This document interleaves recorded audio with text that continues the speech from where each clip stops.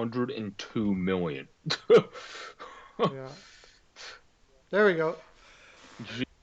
Hello, everybody. It's the Pearl of Wisdom Show, and live with Projo, and I can even see you on the YouTube this time. Wow, it's like everything's work. Oh wow, it's actually working on both ends. That's a miracle. You Holy know, sometimes you. crap! There's some special stuff going on here, boys and girls. I'll tell you that right now.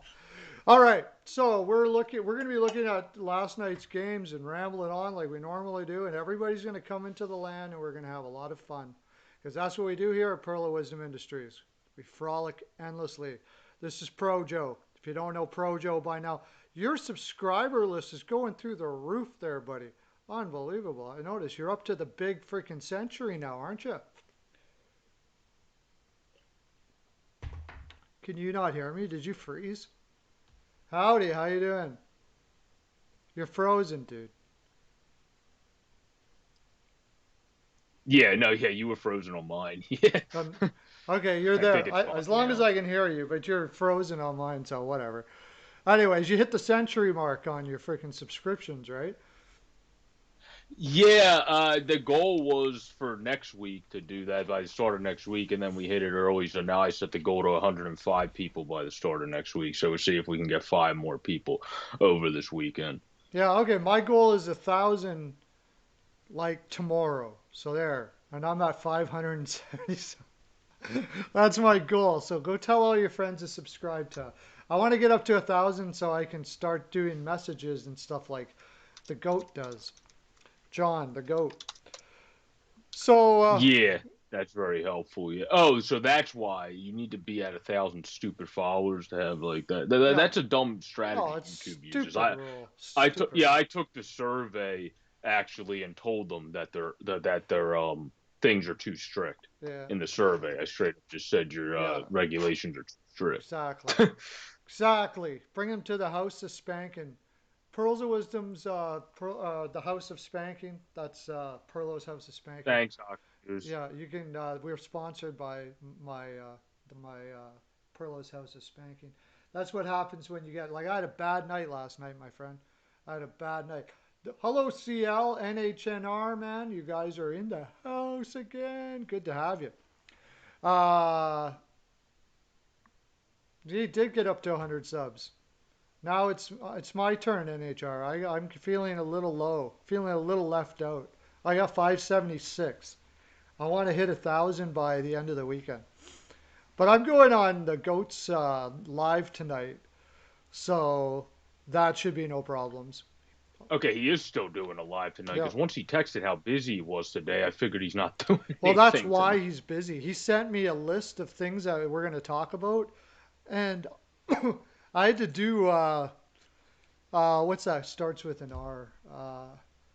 Research. Research. Yeah, Uh, yeah, yeah. I'm not really used Oh, to you that. guys are doing his. Oh, that's right. You guys are doing his legit show. I thought you were streaming a game again. That's right. No, That's I'm right. going on his show tonight. Yeah. Yeah, that's right. Yeah, yeah, yeah. I want to go. I want those thumbnails, man, for sure. Okay. Well, we have games that happened yesterday. We got to talk about them because that's what we do. It says right in the title, that's what we do here. So let's go to those games. Oh, I got to reload. What's going on here? Got to reload it already. Well, You know. just the score thing. You know how it happens there. Okay, so the first game yesterday, uh, it was the Rangers versus the Capitals. Uh, I had the Capitals ML. Didn't have that. I had the over. Got a wash. But now this looked like the Rangers team I was talking about when I said that this team could surprise this year. Did you watch that game at all? Yeah, that was a game that I think you're right. They did come through. Strome had that nice deflection goal, and then Boteto didn't score in the last 3 years, and then decided he was going to round the net, go through the entire defense, and backhand one into the net. Yeah. So that was a really nice story to see there. A guy that hasn't scored in 3 years is like, yeah, screw all you people, I'm going right through you. So that was a very nice story of last night. then Stromer scored again, and I like the Stromes, so I always wish them success. So Yeah, nice to see Ryan have two goals in that game. Ovi scored as well. So everyone I like did well in that game. Let's put it that way. So it was nice to watch that game. yeah, the Stroms are good guys. The what? Oh, let's can we should we talk one more bad Oilers trade like or Sorelli, Ryan Strom. First of all, they got Ryan Strom by giving up Eberle, right? Which wasn't a bad deal, really. And then they brought Ryan Strom in there, and he was just playing way over his head. They weren't giving him enough time to become what Ryan Strom's going to become. So they trade him for. Do you remember what the trade was? Who they got back when they traded him the Rangers? Do you remember who that was? I can look it up. No, you Give me don't a need to look second. it up. I know who it is.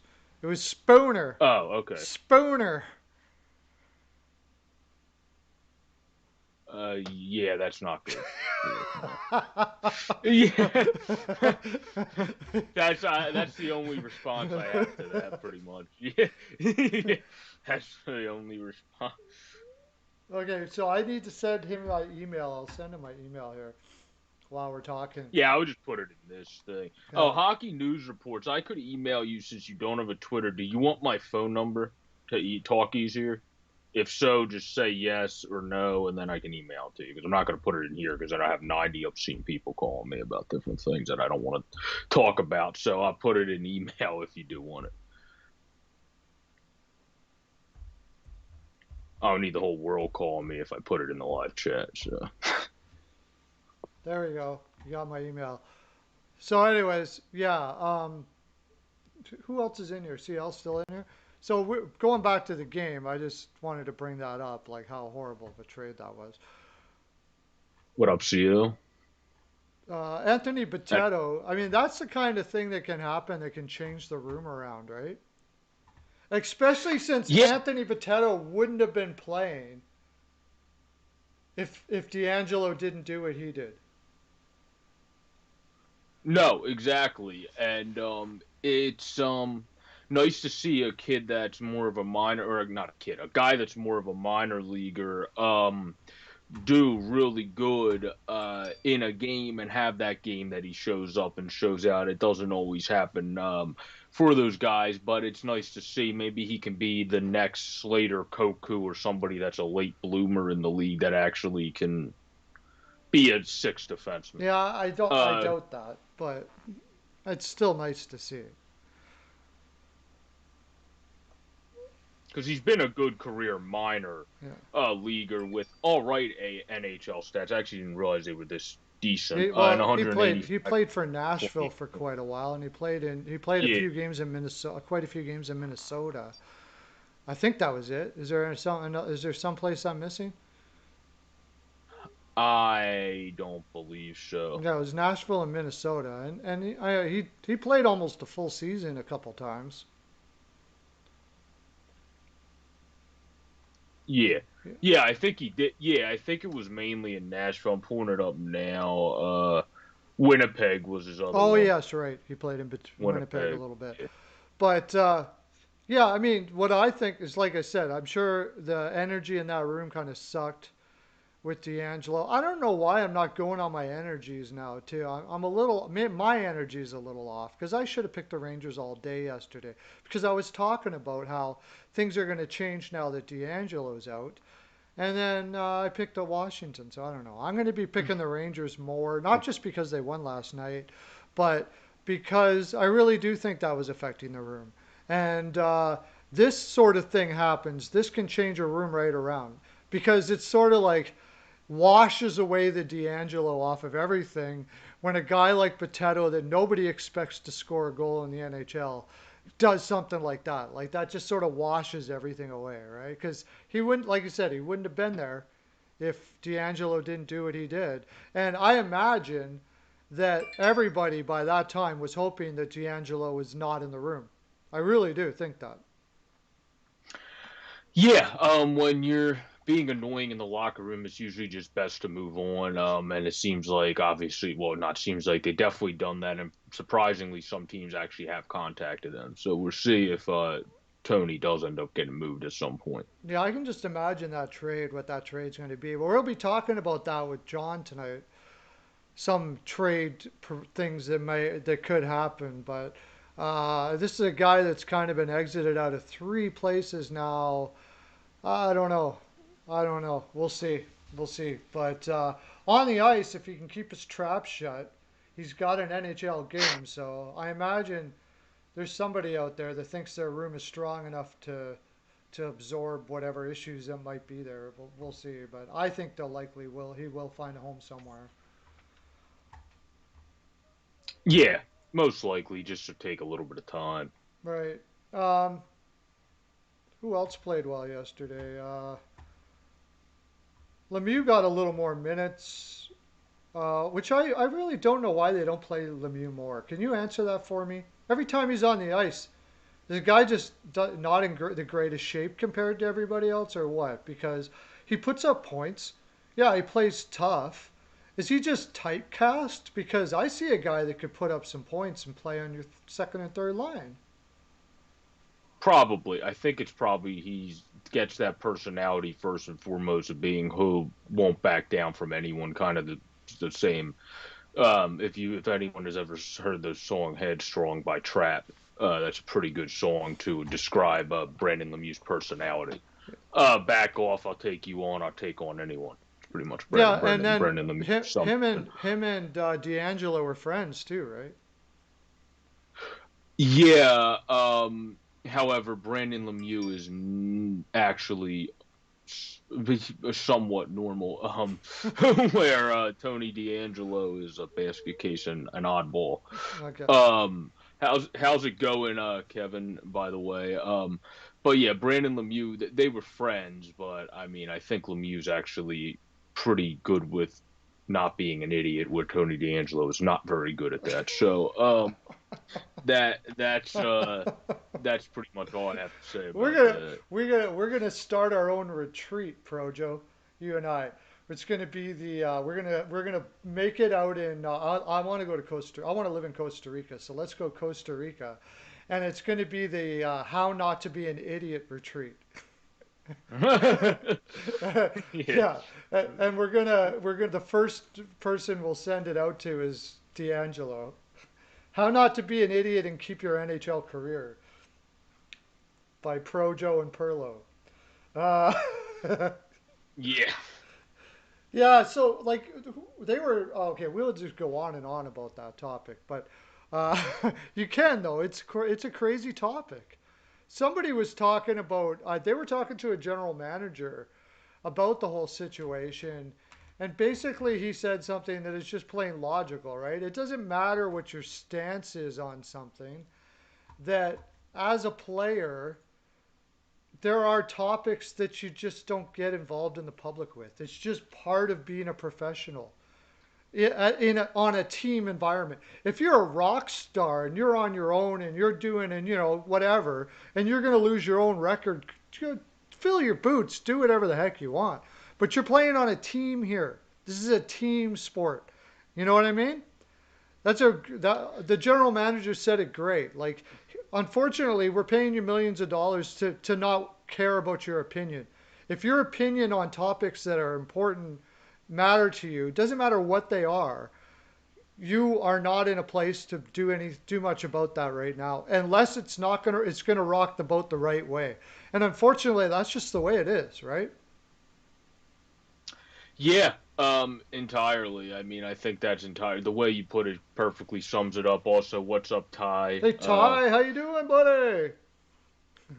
Hope all's well. But yeah, I think how you said it perfectly sums it up. I don't really have much to add to that because you pretty much said exactly how I would have Yeah, said that. So, yeah, it's just the way it is. That would be the number one. That would be the one first rule in our Costa Rican retreat on how not to be an idiot. So more good news for the New York Rangers. Shesterkin rocked the house last night. Yeah, that was good to see. We think he's going to be one of the best young goaltenders as he gets his boots fully under him here. If he's able to get the defense to play as it did last night, more so than how it's played in the season thus far, then he should be able to steady himself too. Because you can't.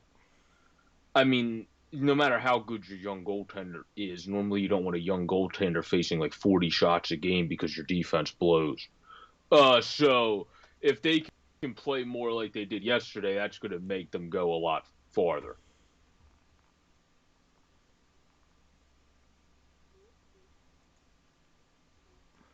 Can you still hear me? Yeah, I'm getting bit rate uh, thing here saying that I have a lower bit rate. Whatever, we'll deal with that as it goes. Yeah, for sure. If he's going to get back on that, because that was really what it was all about, with us talking about New York Rangers being the surprise team this year, is Shesterkin going on. Oh God, here we go again. Just doing it again. Yeah. Shesterkin rocking it is what it was all about. Like that's the reason why we said that the Rangers had a chance. So if Shesterkin Yeah. keeps on playing like he did last night, which was effective, and he doesn't get out the butterfly net and start chasing puppies and butterflies, then he'll be fine. But he played really well last night. I watched a fair amount of that game and was pretty impressed and pretty unimpressed with me for not rolling with my original thought that the Rangers are going to come out and go the opposite direction here. Another cool thing was Libor Hajek got to play last night. He didn't really play many minutes, but it who did he? Yeah, he's a good defensive guy. I think having him in might be smart because he's pretty good in his own zone compared to some of the other young cats the Rangers have that are a little bit better at the passing game in their young career and not as efficient in their own. And so if you have like the Lindgren and him in, you're definitely solidifying your defense more. Yeah, especially I mean I think Jack Johnson and Brandon Smith. I mean I don't. Jack Johnson shouldn't be in Yeah, Jack Johnson. They should be looking over their shoulders while they're sitting in the in the taxi, right? Brandon Smith. Now I shouldn't say that because he had a terrible injury there. I don't know. I hope he's okay. He didn't. He went for the hit. It wasn't the other. Remember that? Do you remember that when Smith went for the hit and he hit basically hit him with his own head and uh, I'm trying to remember if I saw it, I'd probably remember it right away. But yeah, I mean, I think with him, he's also someone that yeah, like you said, he's still trying to battle back from injury. I think you have more than Johnson's kind of just you only sign him because he has that. He's been around the block. Apparently, he's good in the locker room. Except for what he talks about, I guess his parents being stealing money from him. But yeah, other than that, he's good in the locker room. And he's that's probably why he goes around. He's probably in the same boat as people we talked about yesterday. They come around and are always around because of their personality. yeah. He asked, who do I think is going to be better, Shosturkin, Samsonov, or Gorgiev? I think Shosturkin has showed himself best out of the bunch of those, especially Gorgiev. I think Gorgiev's probably a 1B his whole career, actually. Samsonov now, I think he's very good, but if Shosturkin has shown to stop pucks better than both of those guys so far in his career. On a, And Samsonov has bigger competition, in my opinion, right now with how hot Vanacek. Even in yesterday's game, I mean, he played so many games in a amount of days, he didn't even look that bad in the 4-2 loss. I didn't think. Where I would say that's the other side of that. I think Shesterkin has a better chance to emerge. Where Washington, if both guys are hot, they're probably still going to platoon them. yeah, yeah, that's true. Yeah, it's almost assured that Shosturkin's going to win that competition with Gorgiev. So I would say Shosturkin, at this point, anyways, will end up being the better goaltender. Samsonov has showed steady improvement. He's still got a lot of upside yet. So it's and they're different styles. Shosturkin looks when he wins, it's more exciting. Samsonov's much more compact. He's much more of an angle guy. It's sort of like watching, and not comparing them to these two guys at all, but it's sort of like watching Patrick Waugh compared to Brodeur. When Brodeur would win, it looked like he was amazing, where Patrick Waugh looked like he was just in the right place at the right time, which is exactly what he played like. Yeah, yeah, if you're that well positioned, you play a more boring game visually, but you're still one of the best. Yeah, that makes sense. Granted, Gorgiev's not one of, he might be one of the best 1Bs, but he's not one of the best overall goaltenders, at least at this point. I have a feeling he'll go elsewhere and somebody will give him a shot as a starter, like other goalies have got a shot in the past, and you'll see what he's able to do at that point whenever that does happen. But Yeah, well, Gorgiev, yeah, Gorgiev will probably end up somewhere else. Well, before the, I can't see them just giving up Gorgiev at expansion. You got to manage it. You got to believe that at least at the draft or sometime along the way here, they're going to pick up some sort of probably a second rounder. I think Gorgiev will give you a second rounder or more, especially with some of the team's needs and goal out there. I could see somebody like San Jose doing something like that, just off the top of my head. So great question, by the way. yeah, they could. They definitely could. It's just they already have Dubnik and Jones, so they would have to probably they would want to with Jones's contract have to tamper how much Georgiev's going to want with his contract. But they could do it. I also think Morton Jones hasn't played as bad as his numbers say. Their defense just doesn't play well at all. Dubnik doesn't have to stay there. I don't even have to look at his contract. I'm pretty sure it's almost over now. So I think, yeah, Dubnik doesn't have to stay there. I'm just saying if you were to get him during the season. yeah, during the season, no, I don't think they're going to do that. I don't think this is going to happen during the season, anyways. They want those two guys all the way. This is going to be after the season for sure. Mikhail, well, Mikhail, whoever you are. Thanks for coming in there, buddy. How you doing, Montreal fan? What did you do to me last night? You, your team your team is right now. I went and got Melissa and went over there and picked them up, and they're all over at Perla's House of Spanking right now. So, because that was pathetic. That was a pathetic performance last night. I could like out of all the games last night, what did we say? I said, we were talking about those games yesterday. I said, do you want to just quickly, go over the Montreal Ottawa one and, kind of forget about that? I just can't believe it. Like, it's one thing to lose a tough game, but Montreal just totally looked past that game. You could tell. Like, Ottawa came in, they probably went out for a few drinks the night before or something. Like they thought they were just going to crush them. Yeah, that's a dangerous sign. I'm sorry. Montreal's a great team, but in this league, you cannot overlook a team like that. Yeah, I think that's all it was. I'm not so sure they won't just bounce back from it. I mean, every team in Of hockey, course that's they just will, the but beauty of yeah. sports. Yeah, every team loses to the worst teams at times. Like it just not every single team, but like there's always the team that loses to the worst teams. Like even the Golden State Warriors when they were on championship runs would sometimes play someone like Charlotte or something and somehow lose. And you'd be like, well, how in God's creation did that happen? So it just happens. That's just the way that sports go. I think they'll be fine. I mean, one of the best youngsters in the game was able to pull a goal there, and Stutzla, who's getting going now. He has his fourth now, so if he gets ticking, then Ottawa has obviously more excitement to watch other than just Brady Kachuk and Tomas Shabbat, who I also forgot to bring up yesterday. But they had Josh. The only benefit for Montreal in this game was Josh Anderson was a score again. Other than that, there wasn't much of a benefit. And then one of my favorite players that I know is also yours scored for them in Brandon Gallagher. Yeah, we might as well just keep rolling with that game since we got started on it. What they like you should feel because they're playing Ottawa again next game. Here's something I was listening to Sirius Radio today, and I can't remember which one it was that I was talking, but there was a stat that says this year Price is number one in the league uh, for high quality chances.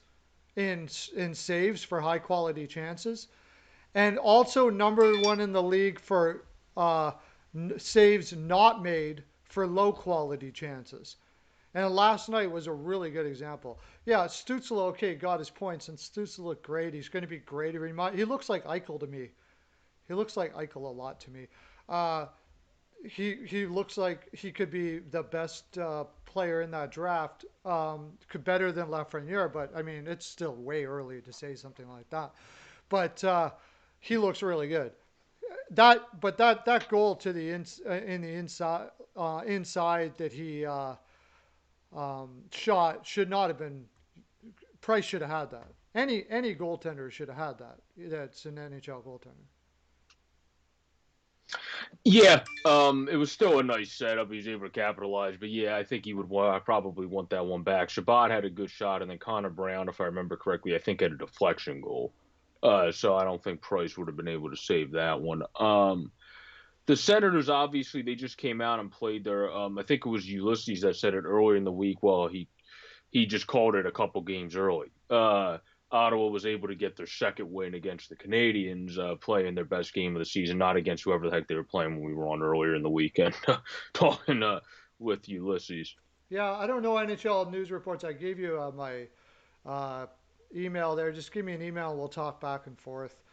I think it was the Oilers. I think it was when they were playing your team that Ulysses said that they would get the I think second so, win. yeah. What's the Yeah. play for tonight? Well, you'll have to watch the whole thing. We put some picks in, but I have a video I just did. You can go on my channel there, and I did a video this morning on picks for tonight, so you can check that out. You can get lots of picks out of that. Or oh, you could go. Well, I can't really say that here. Let's just move on, shall we? Um, but the thing was that game, Montreal looked like they were skating in quicksand right from the get go, and they never got it going. And I just don't understand this as a team, where that's why they always say set the tone. I'm not saying that okay, Montreal's not going to turn it around or whatever the case may be, like and win more. Okay, but when you see a team not be able to come back in some way, like start getting their feet moving throughout the game like that, that's a tendency to creep in at the worst times, like in the playoffs, like say Philadelphia Flyers last year. That it's something that needs to be nipped in the bud right away so it never happens again. Because it just has a way of, that kind of thing happens, has a way of stewing and coming back to haunting teams. And it's what makes it, it's the difference between what is a great team and what is a very good team, is that they stop that from happening. A really good example that we've seen this year so far is the Boston Bruins. They can come out not having their Yeah. great game, but they come back and they get their feet moving sometime in the game. They may lose that game, but sometimes in the game they dominate. Sometime in the game they come back and make a game of it, or at least look like they could do it. You know what I mean? Yeah, no, yeah, they definitely do. The Bees definitely do that. I mean, Montreal just didn't have a good performance. I think they're bounced back from it right away and have a good performance next game, which I believe for them is Saturday. They I think will bounce back against Ottawa tomorrow and be able to find a win. Then I don't think you're going to see that team lose two straight to the Senators. Yeah, whoever that was, the picks person, you can. What was his name again? Ty. There's your pick. Tomorrow, Montreal beats Ottawa. that's that's your pick. That's a pretty. There's your take. Early pick. Uh, One thing we got to mention though is even that is a positive out of that game is that even though the Canadians did lose that game, they still and didn't look good doing it. They still outshot the Senators 38-22. Yeah, you're just used to seeing the Canadians get more high percentage shots. I think that's what it is. They got a lot of shots. They didn't get as much high percentage chances, and the Senators were able to take the icing on the cake with a 3-2 win because of that.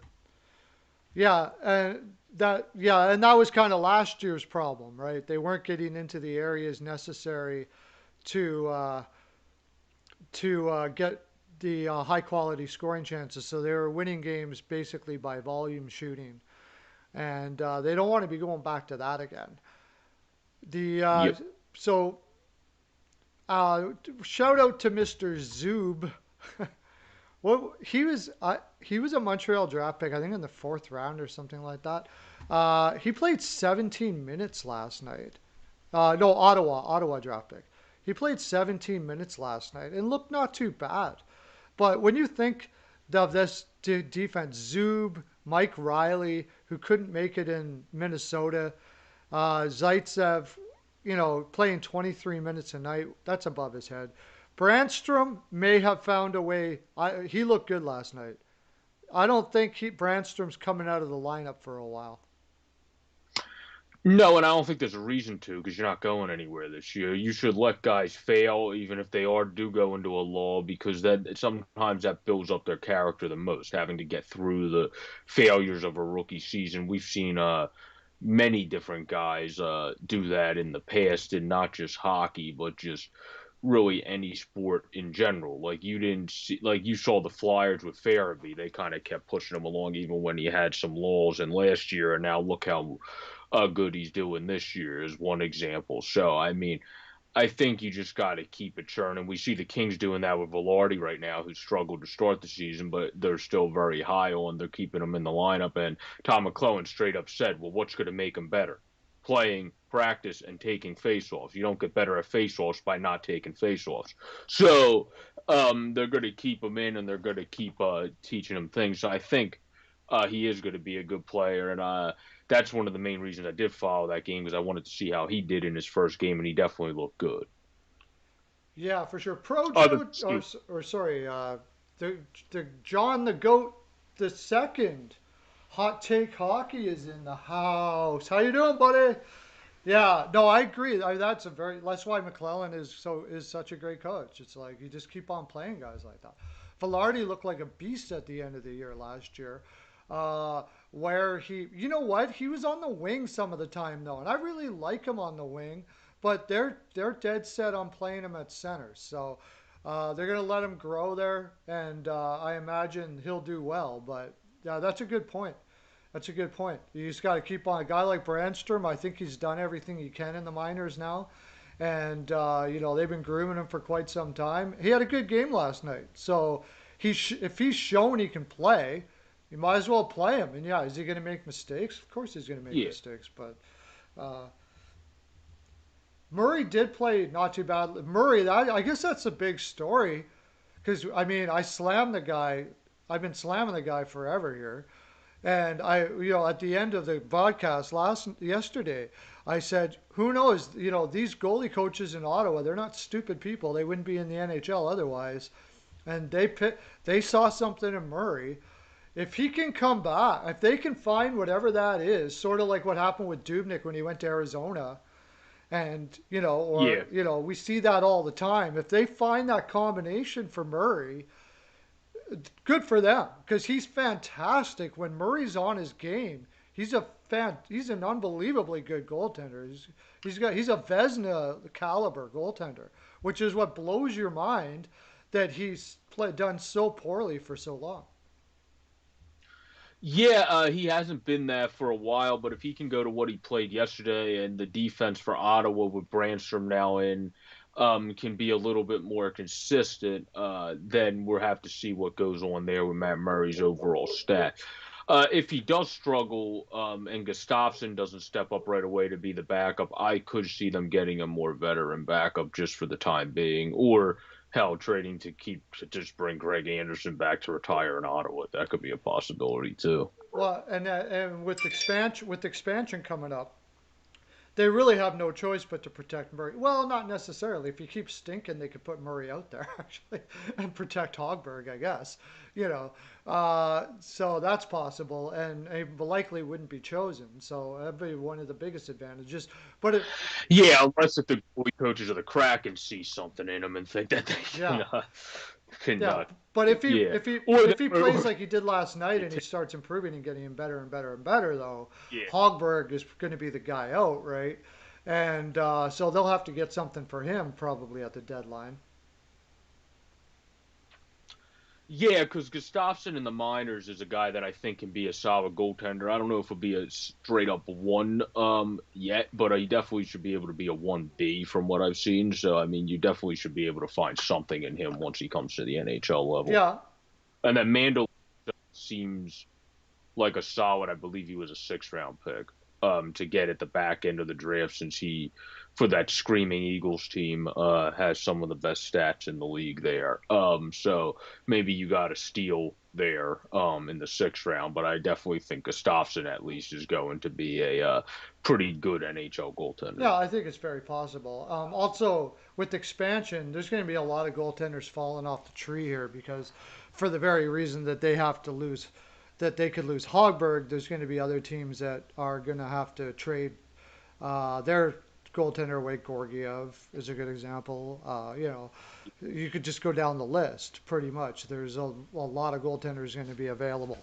So it's possible that there's so many goaltenders available that you can just throw Hogberg out there in the expansion and hope they pick him so they don't pick anybody else off your roster. But I doubt it because defense and forward wise, Ottawa's not going to have much to offer. Hogberg's probably going to be their best chip.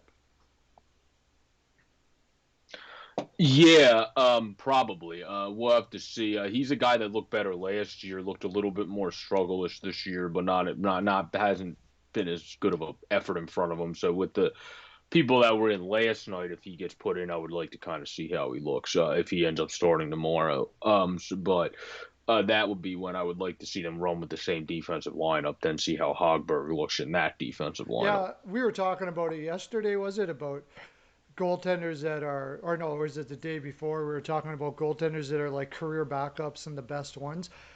That's what Hogberg looks like to me. He looks like he's going to be one of those great career backups.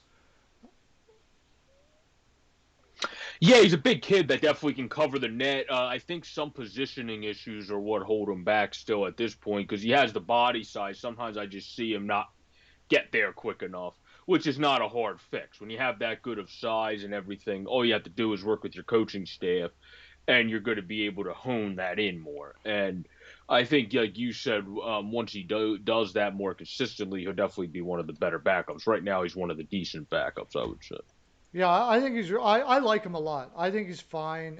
He's had, he's been playing for Ottawa for quite a long time here, so it's, Yeah, that doesn't yeah, help either. it's hard to put a real big judgment on Yeah, how good he is. But last night it was just an under.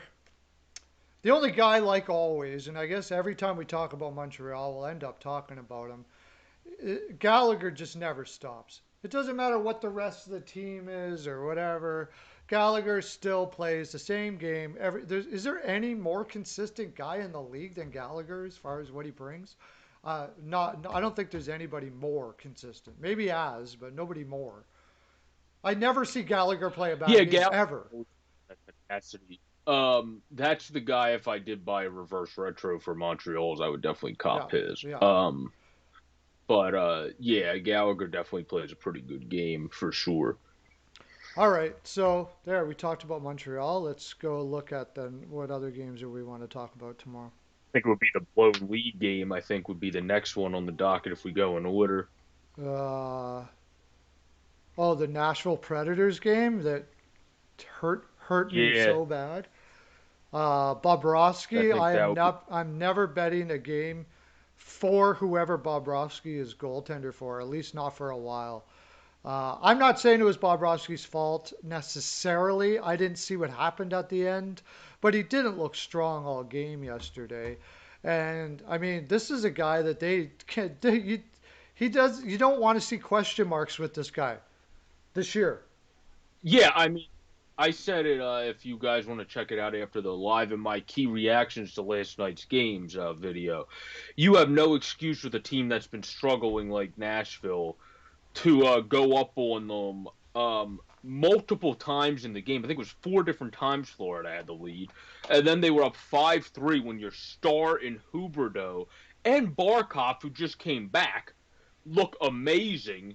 And Barkov is like pasta. He's just stepping right into the lineup and having not looking like he's been there the whole time. Had a full training Yep. camp. Looks like a million Hmm. bucks. And then you have and then also we should talk about Matt Duchene not scoring more often. I think he would enjoy that because he got 2 goals last night. So it seems like we gave him reverse psychology Yeah. there. So You're welcome, so Matt. I know you're watching, yeah. and we helped you that way. You're welcome. So I'll say Matt Duchene needs to continue to show more and more, and then we'll see what happens tonight. Maybe you should you should go with the I'm Predators not. I'm then. going with Florida. I'm going back to But Florida again because they're going to have but Drigger in tonight, and Drigger is oh yeah, that's probably the most underrated goaltender in the league right now. I would say. yeah. It's going to depend on if Florida can stop Forsberg because Forsberg thrashed them. Like that was no contest against Philippe Forsberg yesterday. They had no answer whatsoever for Forsberg. He had the assists on I think every goal but one, if I'm not mistaken. He pretty much assisted on. So I mean, which then a former Flyer and Cousins had a nice play on the second Duchesne goal. But no, every goal but two. But for the other goal was his own, so you can't. So I mean, the Forsberg just killed him. You have to be able to defend him. You have to be able to defend Duchesne. Duchesne looked like the Colorado Duchesne, honestly, in last night's game. He was a lot more active. He got through the entire defense. He made a few like he looked the best he's looked since being in Nashville yesterday. And if Well, Duchesne plays like that and Forsberg kills your behind, I still don't think no matter what Driger does, Florida's going to win. So their keys to winning this game is simply that. You must stop Matt Duchesne, and you must be able to. You're not going to stop Philippe Forsberg. He's one of the more talented scorers and underrated forwards in the league. But you got to tamper him at least. yeah. I mean, that's the other problem with uh, with Florida is it's not just that Bobrovsky doesn't play well. It's they don't play well in front of Bobrovsky either. All No, the not this far. No. every time that they have Drigger or somebody in this year, Florida has played like a hardworking, grinded out, positionally well positioned, fighting team that you can root for. They put Bobrovsky in, and all of a sudden it's like they lose their confidence in their aggressiveness, and they start playing back on their heels, which they did last night. So it's just a bad tonic Yeah. combination altogether. It I mean, seems. yeah, personally, I thought Bob made a bad decision from the get go. I didn't think going to Florida was ever going to be good for him. No. I personally just didn't think it was going to be, and so far it's coming to fruition. I think if he can somehow get the hell out of there, go to a team that knows he has more potential. First of all, a team that could be, you mentioned them earlier, with Nabby now teaching goaltenders out there. I wouldn't be shocked if San Jose takes a chance on Sergei Bobrovsky. Yeah, they can't Because afford them all. If Evgeny Nabokov goes, hey, I'm going to get this guy back to the promised land, and here's how X, X, and X, then I think San Jose would go, we trust you, we'll give it a shot. Because Jones is on the final couple years. If you and you're not going to be paying a lot of guys, new guys, a ridiculous amount of money in the next couple years. So you should be able to do that and have just a lot of money like Vegas does right now allocated to your two goalies for a short period of time. Now, I was just about to say, and Hot Take brought it up pretty good, pretty well too. Um, I don't know if I'm in his situation. Yeah, go do t- it. Yeah, ten, go ahead. ten, That could work. Yeah, that ten, could $10 work. million dollars for 8 years. That pretty much makes my decision for me. I'm sorry. I don't know if I'm looking at how great of a fit I am and all that. I'm thinking like, yeah, I can get a couple Lotuses. I'm pretty good, and I'm in Yeah, Florida. that, Yeah, that kind of clouds that your wouldn't be a that bad kind move of money though if you clouds could your get. decision making a little tad Yeah, bit maybe. but I don't know if it would with this trade because you're doing what he did was a smart trade because Bob has a lot of money, Yandel has a lot of money, Burns has a lot of money, Jones has a 5 point something contract, I believe. So if you do that, I think the Sharks might do it because if Carlson can actually get his legs back under him I would say second half of the season because he's still struggling and sputtering to get them under him.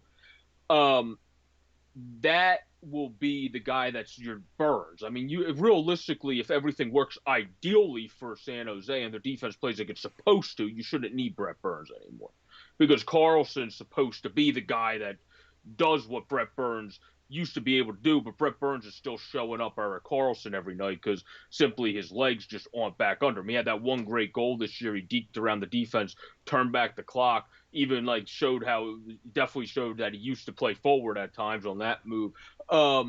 Like that was a very nice goal that won San Jose the game about a couple weeks ago there. But yeah, I think if that's the trade, they might consider it I I because they have other defensemen I don't as know, well. man. I don't know. I'm just talking. I'm just looking at what John's saying there from Hot Takes. Like Bobrovsky with that defense. I mean, for sure, without a doubt, if Nabokov can get out of Bobrovsky, that's what it takes, though, right? It's like that's what it took for Ottawa to give Murray that deal. It takes their goaltender coach to say, "I'll put my career on the line here. You bring that guy over, and I'll turn him into a goaltender." And that's what goaltender coaches are all about. They want to show how that they want to show their talent.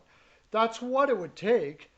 And Nabokov is a guy that probably could do it, although Jones and Dubnik haven't really been showing well either this year. Uh, that being said, that defense is absolutely pathetic. I mean, it's how do you judge a goaltender with that defense? I don't. You can't really. No, that's why I said the same thing. That's why I said what I said about Jones earlier. I feel like he's going to have people say he's struggling this year, but he's really not in much of the sense of his numbers say. When I look at him, and I've watched every Sharks game but one, um, it's their defense. I mean, when Mario Ferraro's your rookie looking around going, why the hell ain't anyone else playing freaking defense on this team? That's a problem. So that's their main issue. Yeah, that John from Hot Takes. Yeah, that would be like the all overpaid team. Jones, Burns. I mean, Burns wasn't overpaid for what he was, but he's just getting old. Yeah, Bobrovsky, that's why I shouted you out Bobrovsky, on that. and Carlson all on one team. Let's just put them all on one team. Erickson, Lucic, Yandel, Bobrovsky, Burns. No, yeah. Yeah, let's put them all on one Do team not and put a see what not they would trade for do. if the Sharks trade for Louis Erickson, I would be pissed off being they're kind of coming on like all the California teams are kind of my secondary teams now since I cover them for OTRO. Nobody's trading for Louis Erickson. So Nobody. if they No, yeah, no. I would not You that would could make take me Mike just Milbury out of retirement and make him a general manager, and he's still not going there. he's So not Louis Erickson. he's not going anywhere. He is where he is. Most annoying You guy in could the take a league. 95-year-old general manager that's still alive out of retirement, and he's not going That after Louis Erickson. yeah, that never But actually played the game. that hasn't even paid attention to hockey in 10 years. Like, he could just not have paid attention to the game in 10 years, and he still ain't going after Louis Erickson. Don Cherry? No, I'm kidding. He paid attention to Maybe the game. Seattle gets drunk on expansion draft night and selects all. One thing I do like to say, and you know I've talked about this a lot, Jared Tenorti was in the lineup last night. Jared Tenorti was in the lineup last night. I still like Jared Tenorti. I don't know why they were playing people above him. I think he's great. I think, well, I mean, for a bottom five, six, I love the, out of their, they had a poor bottom six last year, but I don't think Jared Tenorti was in the poor part of that. I really liked him. And they played 15 minutes last night and they won, so he'll probably be back in again. Yeah, he's looked solid in the first three games. He's a +1 thus far. Obviously, more of a guy that's going to help you.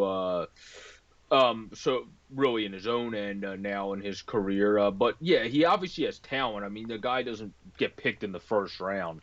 Oh, so long ago. If people didn't think he was talented, that's a guy that gets picked in the seventh round, and then you try to find some magic in a hat to propel that guy up.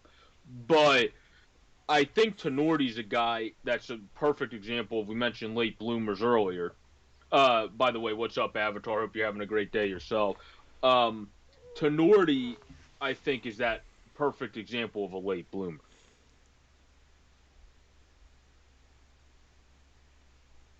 Tenorti, yeah, That's what well, I. yeah, because when he came into the league, I mean, he would have been great when he played in his dad's time. Tenorti back in Minnesota. He's just like his father in a lot of ways, but he had to reinvent his game to play in this NHL, and he did. And Nashville still is, not far removed from being great at bringing defensemen up and making great defensemen. And Tenorti worked in that system like LA, and he made it up, and I like it. It's good. Oh, hey, Peyton's in. Yeah, Peyton's there. Peyton on the radio is in the house. How you doing, buddy? glad to hear, Avatar, that your day's going good. And then Peyton, how's it going? Check out when we're done here. Peyton put up another cracking video that he created for his franchise in NHL. He does great jobs on that. I also shared it on my By the Twitter. way, I would If you follow I would right highly there. recommend you check out Peyton's freaking gaming stuff. It is epic. The fact that he's only getting 15 people watching that is just wrong. You need to go see it. He's freaking awesome. It's epic. He's so cool when he watches it. He gets right pissed. It's amazing. I love it. Yeah, It's really good. But anyways, yeah. So we were talking Tenorti, right? Did you change the topic from Tenorti? I didn't. He's a guy. I think he'll stay with Nashville, but a team you mentioned definitely. If that we mentioned earlier, if the Kings want another defenseman that they can turn into even better than he already is with Nashville, then I wouldn't be shocked if they're a team if he's on the market that go, hey, this is a guy that we think we can make even better than he already is. So I could definitely see that happen. Tenorti's going to stay in the league. Like he's really worked himself.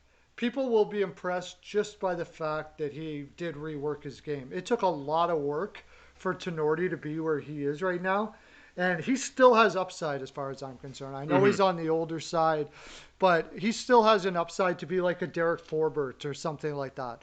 And there's nothing wrong with that. There's nothing wrong with that. That's for sure. Answer, you got that first. CL's question: what franchise do you think you could turn around if you're the GM? Every franchise. Everybody who watches hockey thinks they can change around every franchise, right? We I wouldn't we say we know everyone, we yeah. know it all. No, the one I think it'd be easier to say which one can't I. The one that I would have the most difficult with would be the San Jose Sharks for sure. I would say Ottawa because I hate Melnick. I could never work for Melnick. Oh, true, true. But which Y- one for sure could you turn around? I think I could turn around the Buffalo Sabres. Yeah, the Sabers. If you can get them goaltending and a little bit guys on defense, I feel like that wouldn't be too difficult if you could figure out how to finesse the cap system a little bit where they're at. I think a team that I would say because I liked them and they're one of the teams I follow, I would take the challenge of turning around the Sharks, but I would much rather work with the Kings. Well, there's not much to turn around there. They're already going in the right direction. So it's just like, yeah, what put some teams down there. Oh, New Jersey's already on the right trajectory too. There's been a lot of good work there already. Yeah. As far as New Jersey is concerned, I think you don't need to call it a rebuild much anymore. You got enough players like Bratt, Hughes, Zaka, who, by the way, He's sure what he's in. he sure. Zaka, by the way, is turning himself into a solid third line center. He's not gonna. He's never going to be like up. It doesn't look like he's going to be a 1-2, but uh, it's just their defense. And really, you could probably find two veteran free agents, put them on that defense with Blackwood, and you've got yourself a solid team already. Yeah. Here's a team that would be difficult. That I'll give a gander to because they definitely ain't in the same position as the Kings. The Anaheim Ducks. Oh God. I mean, could you turn it around right now? I don't think Well, I so. don't know if you mean to see me right now. He just said, "What franchise do you think you could turn around if you're the GM?" Yeah. I mean, yeah, I don't think you can turn the Ducks around in one season, unless if you bring Ilya Kovalchuk back from Russia and he has one of the has actually a good career year made in his life. and scores enough for you because you don't have all goal scorers on the market that you're going to want to trade the assets you already have on the Ducks to get because they don't that you want to be able to develop those assets. You don't want to be when you're not even in a position to win trading for a veteran goal scorer. Yeah, I don't know about turnaround, except for the fact that I hate to do it, but I'd trade Gibson now. Uh, with the, it's just not fair to Gibson to be there for the next 2, 3 years. They're not going to be a team for the next two, They three. also have Dostal down below, who's one of the solid developing young netminders as well.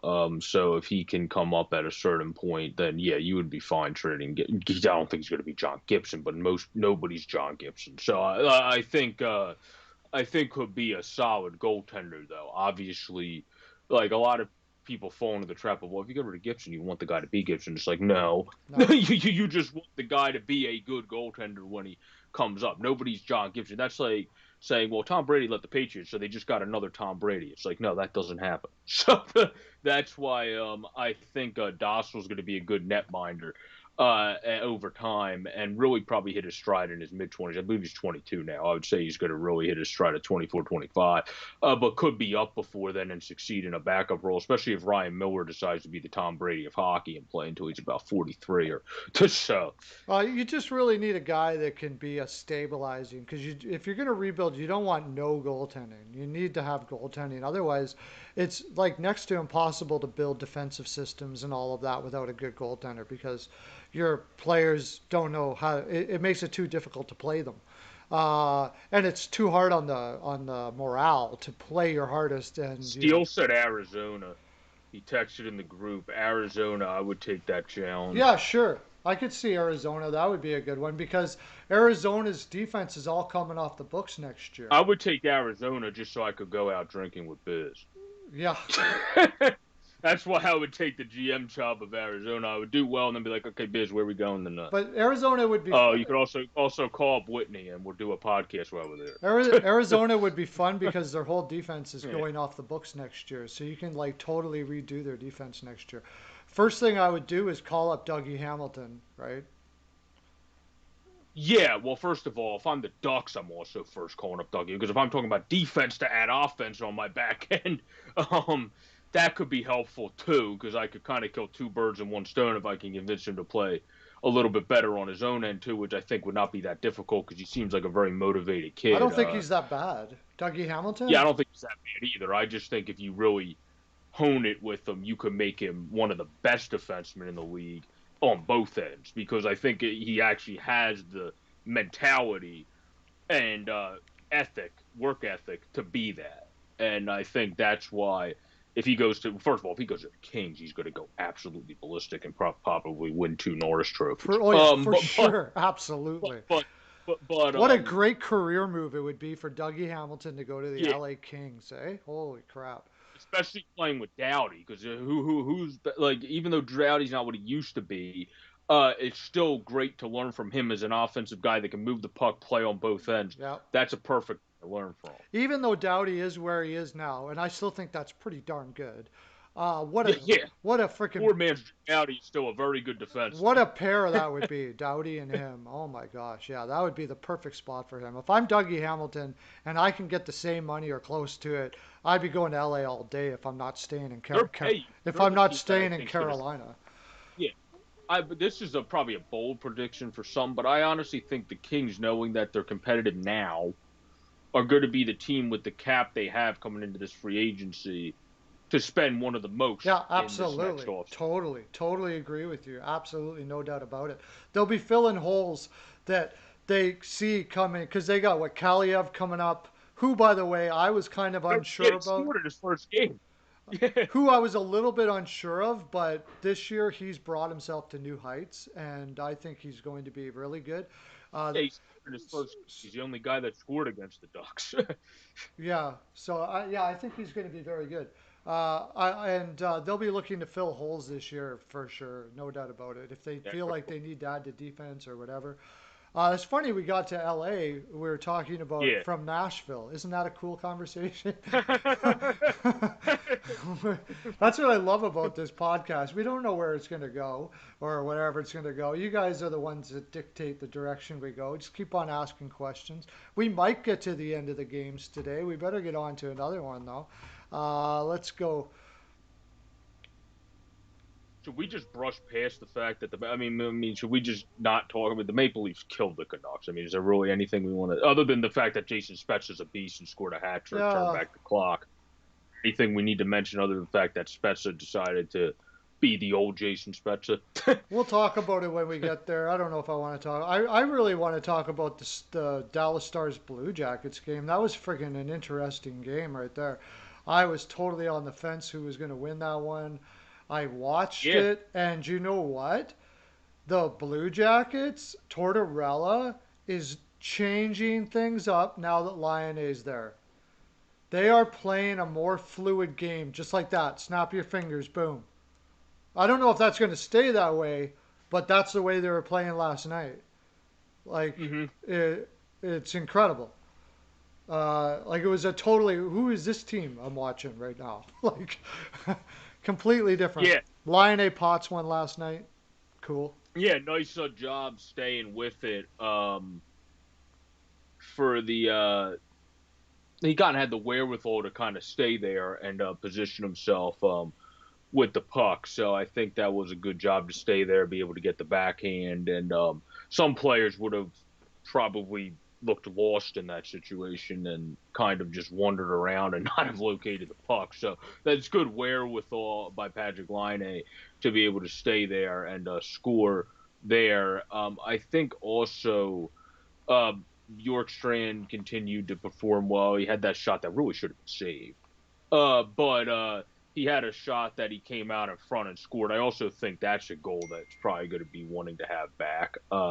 That shot, in my opinion, should have been stopped by Hudobin. But Bjorky was able to sneak it through there and it got in. Roslovic finally scored. He's looked great since going to the Yeah, Blue he Jackets, sure has. and now Yeah. now he's finally able to get that point. So good for him. And then one of my favorite players in the league because I love in Hinch, who plays very well, and I always like to mispronounce his name because it's much more fun than calling him Roop Hinch. Ropo. It's Ropo. Roop. It's Ropo actually. Ropo. Oh, but either way, he's a consistent player now in terms of looking good on the ice. He only has 2 goals, but he's a guy that, similar to Roslovic, has looked good, just hasn't got the point total to get churning yet. Yeah. So now that he got that power play goal tomorrow, or not tomorrow, yesterday, it'd be hard to get a power play goal the next day already. Use Nash's time machine. But he looked very good yesterday. Line looked good. All good success for them. For the Blue Jackets moving forward, if that can continue to happen for them. Corpy also looked fairly solid. In this game. I thought he actually outplayed Hudobin yesterday. So even though like sometimes when a goalie loses, he doesn't still get outplayed by the other goaltender. I thought that in this case he did because that one goal was the difference. The soft goal that was let in was the difference of yesterday's game. Yeah, and I'm not a Corpy fan. I never really have been a Corpusala fan. I'm not his biggest like fan as a full blown starter either. That's why I just wanted to make sure I pointed that out because people that I attack when they do well, I want to make sure I shout them out. Yeah, yeah, I'm not a huge Corpy fan, but we'll see. I mean, he's a good goaltender, but I don't think he's a true number one like you do. I was just impressed by the flow of the No, I game. don't know And if I think. Roslovic, when they made that trade, I was like, watch out for Roslovic. I don't know what happened there in Winnipeg and why they were playing him lower down in the lineup because everything I saw from Jack Roslovic looked like a guy that was a player. And they've done it to too many people. And I was saying it before. Lion playing them down. I don't know if it's a philosophy or if they're just trying to keep their salaries down or what they're doing. Jacob Truba was the same way. Now he's kind of struggled in New York, so whatever. But I think Tortorella is going to love him, and he's gonna make that trade end up looking really bad. What do we got in the chat room here? So That Colorado being out for a while, yeah, that sucks, especially if you're a Colorado fan. Uh, Yeah, Rozovic is playing. Like But Sasha here. this is in Yeah. Columbus. Yeah, Sasha's here. Thanks for coming in, guys. I'm Awesome. saying Colorado fan there. Big He has the Colorado. Avs logo as his yeah. Yeah, absolutely. Oh, Sasha Hoffman. Yeah. Yeah. Um, but he's home now too, right? Like it's perfect for him that he got to go to Columbus. I saw a thing on television there with his mom and how I was like, that's a cool story. Good. I'm glad he got to play where he's going to be happy. But he would have been happy in Winnipeg too if he was just given the opportunity. You can say that it was pretty tough to crack that top six. I'm not so sure about that. When Little was playing, he wasn't. I thought Roslovic was playing better than him, and in the end, it ended up affecting his confidence. So I'm not really fond of the way Winnipeg has treated their young players. So far, it's not biting them in the butt too much because they're still winning, but uh, I don't know. It seems spurious to me. I don't really understand why they've done what they've done with those guys. No, I don't really know either. I mean, they should definitely play their veterans, or not the veterans, the youngsters more than their veterans. I meant to say they overplay some veteran. They always overplay some veterans. Little's been a guy that's been unfortunately injured a Yeah, little bit too yeah. much It in his wasn't it career. wasn't Otherwise, wasn't Little's yeah, fault. No, yeah. yeah. Otherwise, I think Little probably could be more of a consistent second line center, but that just can't be the case because he doesn't have the same legs because of his past injury history. Um, and like Sasha said, yeah, not playing until the 11 for the Avs does suck, but it will definitely give them a lot of time to heal up, and they might come back full swinging like we saw the Panthers come in and saw the Stars come in their first game and really pounce on the other team. Yeah, well, I mean, McKinnon in that lineup, and they're almost unstoppable. That lineup is insane. And we were talking about yesterday, when we talk about guys like Gibson or Kemper being traded, the first thing that comes up is Colorado, and that would just be stupid. You might as well just give them the cup right now. If they get, if they get goaltending like that in there, that's dynasty type stuff going on there. Yeah, especially if they get Gibbs. but yeah, if they get Kemper, then even so, yeah, they're going to be really good. Little has been solid in his career. News rumors, hockey news reports. I mean, the injury with his ear and other past injuries as well have been what's haunted him, and that's just unfortunate. You never like to see a guy's career get a little bit, not a little bit sidetracked, it's sidetracked by injuries. But I think it shows the same push that Tenorti shows being able to change his game. It shows your love to the game. Little has shown how much he loves the game by persevering through all his injury history to still put up pretty darn good numbers. Yeah, I mean, I love Little. I love Little the way he Yeah. played for the game and stuff like that. But the thing is, you also have to be honest with your roster. And the fact of the matter was, Roslovic, when Little was in, was playing better than Little, and they kept on playing, giving Little the minutes just because he's a veteran. And I just don't think that's the way you got to play. The way you got to be in this day's NHL.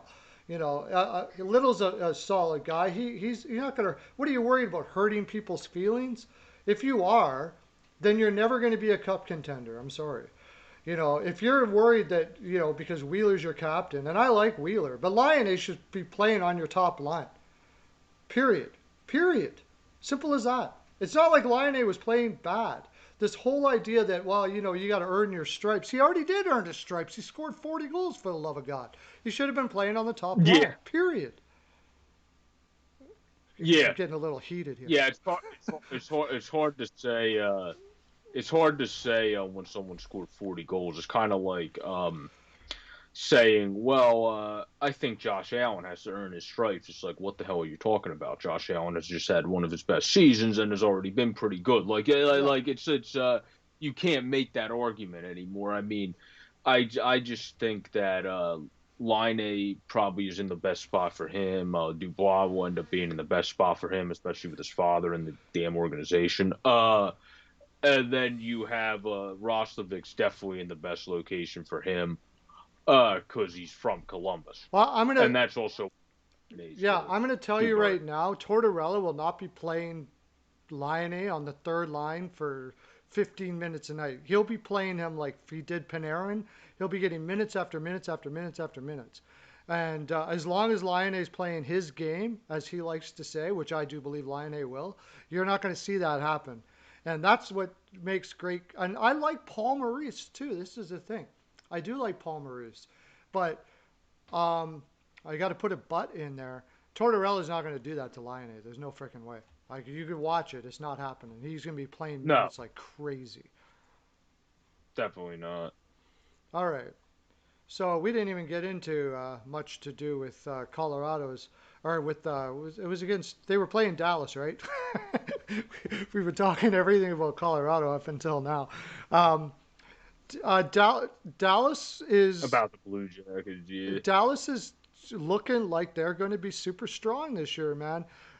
Rick Bonus is. It looks like they're just playing, coming right out. They look better than they do in the playoffs, actually. Yeah, they're definitely scoring a lot more. And in the playoffs, they've kept that mentality of being able to multitask, where for a while Dallas was defense, defense, defense. Now it's offense, defense, defense, offense. So they still play and seem to focus at times on the defensive end, but do very well and are very opportunistic in more ways of getting more shots too.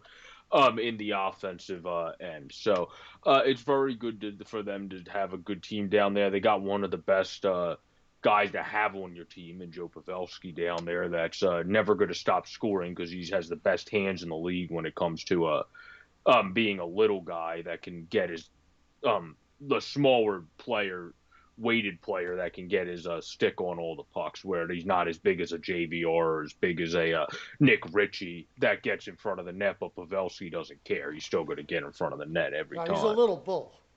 Pavelski's a little bull. Yeah, He doesn't nothing stops that guy from going the direction he wants to go. He's like a center version of Gallagher, except he scores even more. Like, he's got a killer shot. And at 38 years old, it's really nice to see him playing at such a high level. San Jose really made a mistake of letting him go. I don't know. They could have found another way, I think. He wanted to stay there so bad, but oh well. Your loss is Dallas's uh, Stanley big game. Stanley Cup, Yeah. possibly. I don't know, but I mean, they could do it. They certainly have a roster capable of doing it. So yeah. Anyways, we'll go on to the next game. I think scores. What do we got in the chat room? Anything I can't see right now? Nah, he just Hockey News just said Pavelski tipping shots is awesome in response to when I was talking about him, which is true. So true. And Yeah. then obviously if the Flyers got Line A, yeah, that would have been ridiculous. I just did not see. I honestly was not one of the people that thought that was going to happen. No, I didn't think so either. It was just you would you would have had to get rid of Sanheim plus, and that would, on paper that might be a fair trade, but our Philadelphia's defense couldn't take that kind of a hit. Um, so do we want to go to? We'll want to talk about the Toronto game now. Might as well get it through. We'll talk about the Toronto I game. mean, other than the Simmer fight and the fact that Spezza turned back the clock, there's nothing to really talk about with the Well, the Toronto thing game. to talk about is the fact that Vancouver's scaring everybody right now. I was on their side for a while, and I still am, because they still got a ridiculous schedule, ridiculous on the road. I don't know if there's too many teams out there that would be doing much better with the schedule. You got a 7 games in 10, get a day off or two, I think 2 days off, and you're pretty much going on a 7 game in 10 again. I mean, that is 14 games in, I do the math there. What, 20 nights? Come on. That's, Yeah, yeah, that's definitely very tough. I think the on the flip side, though, we have to say just how ridiculous Toronto, adding the more toughness on their team, having a player like Spezza there that is a career veteran that obviously was once a star, turned back to that for one night, and potted a hat trick last night. And then you have Austin Matthews that has just continued to dominate everybody in his path. Um, this year, and JT Miller has been pretty vocal about his disappointment. You're right, CL, and he should be. I mean, they're doing terrible to start the season. Um, Horvat has continued to play well, and so has Miller himself. So those two have done fine, but they definitely need to play a more concise full game. I haven't seen this team, other than maybe one game all season, play a full game. Vancouver? Yeah. Yeah. Yeah, the earlier ones were the ones that hurt because those were the ones where they were rested, and now it just things start to. The problem is they're a young team. Before I picked this team to be first in the West, or in the North, I should say, I probably should have looked at the schedule because the question now is whether this young team is going to be able to pick themselves up and say, you know what, we're going to be rested. Now we're the ones going to be playing against the teams playing 7 games in 10 nights. And a lot of that's going to be happening with all this COVID stuff that's going on. We can turn it around here. There's no doubt about it. That's really what it's going to come down to now, is can they find the leadership? And CL just brought up like a guy like JT Miller, who they're not making any excuses, but you do got to come to the realization that any team would have had a difficult time being above 500 with this schedule. Like any team, Toronto's had a pretty difficult schedule too, and they've impressed me. But no team has had a worse schedule than Vancouver so far. No, they 100% did not. I definitely agree with that. Vancouver has the toughest schedule. Yeah, that's right. You are going live right after this, right? So we're Hmm. going straight into your live. Pretty soon, it's just going to be Steel Flyers 24/7, right? We're just going to go back to back to back to back to back. It's going to be the Steel Flyers All Sports Well, we Network. do have that Yeah, tonight because we have this show. I'll be going live until about 6:45. 7 is right before the Flyers. Then you're hopping on John's show. yeah, I'm hopping on John's show tonight. I'm going to be on the. So we have that tonight. The we, goat tonight. asked me to be on his show, if you can believe that. Like, why don't John doesn't even have to ask somebody. He's just, hey, you're going to be on my show Friday. I'm like, okay, I had a wedding to go to, but I'll tell them, there's nothing. I'm not missing that for the world. So I'll be on the show tonight with John. It's going to be freaking amazing. And then you can before that, you've got the pro. You got Professor on before that. Your night is freaking made. Answering the fan You got a question. made night Yeah. tonight. Answering fan questions tonight. And then we have to now talk about Trevor Bauer too, Yeah, obviously. I just mean, just cancel yeah. everything. Cancel everything. So yeah, that's pretty much all we have to talk about that game. It's just basically how bad Vancouver is and how disappointing that is. But I mean, like I said, I'm still going to put that caveat out there. I think this team is too strong to remain this way all year, especially when they get Hamonic back. There's something to talk about. A little concerning for Hamonic with his injuries the last couple of years. Yeah. I hope he's able to come back and do something. He's a player that's always been that good hitter, block shots, plays with the right head and frame of mind. So I hope he's able to come back and show his battling personality again. He's obviously playing in Canada, still around where he wants to be. So I'm hoping he's able to still have some good success, at least a couple more years. Talking about Simmons, you know what I like best about that is that he's sort of bringing back the enforcer role a tad, isn't he? He's the real enforcer role, like the Bob Proberts and the freaking back in those days. Not totally, but he is. He's fighting lots. Please do, please teams out there start getting guys in the lineup that are willing to drop them. We don't want to lose fighting in this league. I don't want to lose fighting in this league. I want it to be more, and I love it. I love it, love it, love it. Yeah, and Simmer got a lot of good lefts in there, like a lot of people said on Twitter. That was like a real boxing match. He started going with the rights, and he threw in the lefts, his offhand. So I mean, that was a very good fight there. I definitely agree and second And that. actually, it was better for Vancouver because Ben should not be fighting Simmons. You know, No, like that is Ben's putting his body out there to say as a sacrifice to the team. Really, if Vancouver can't rally around that, like Jamie Benn did something that I've heard lots of people. There's been lots of players that have said they asked him who's a guy you don't want to drop him to, and Simmons is the first one that comes to mind. That Yeah. that and Reeves, right? Simmons and Reeves, really. Yeah, Ryan Reeves and Wayne Train. Yeah, I would say both of those are pretty much the guys. And then obviously, even at this age, you don't want to drop them against Chara either.